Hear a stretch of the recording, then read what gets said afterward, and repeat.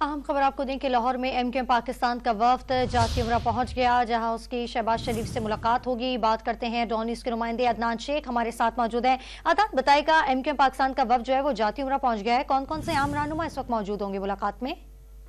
जी बिल्कुल, विफाक में हुकूमत बनाने के लिए नून लीग ने जो है वो सरगर्म हो गई है और इस सिलसिले के अंदर एमक्यूएम पाकिस्तान का एक वफ्द जो है वो खालिद मकबूल सिद्दीकी की सरबराही में जाती उम्रे पहुंचा है। इस मौके पर मुस्तफा कमाल, फारूक सत्तार, गवर्नर सिंध कामरान तिसोरी, इसके अलावा राना मशहूद, सरदार अयाज सादिक और अनुचर रहमान समेत दीगर जो लीगी रहनुमा है वो यहाँ पर पहुंचे हैं और मुलाकात जो है वो शुरू हो चुकी है। और इस मुलाकात के अंदर आइंदा की सियासी अमली समेत हुकूमत बनाने के हवाले से जो भी ऑप्शन होंगी वो भी जो है वो जेर गौर आएंगे। इससे पहले जो है शहबाज शरीफ से मुलाकात इन्होंने करना थी, ताहम जो है वो अचानक प्रोग्राम तब्दील हो गया और अब जो मुलाकात है वो शहबाज शरीफ के बजाय नवाज शरीफ की जो रिहायशी जाती उम्र वहाँ पर हो रही है। और आज की जो मुलाकात है बड़ी अहमियत की हामिल है, क्योंकि आइंदा जब हुकूमत बनेगी तो उसमें तोड़ जोड़ होगी, क्योंकि मुत्तहिदा कौमी मूवमेंट जो है वो पीपल्स पार्टी से जो है वो बात नहीं करना चाहती। लिहाजा जो है वो सबसे बड़ा रोक जो है उन्होंने यहाँ पे किया। नवाज शरीफ ने अपनी तकरीर में भी ये बात की थी कि मौलाना फजल रहमान और एमक्यूएम समेत दीगर जो इत्तेहादी जमात जो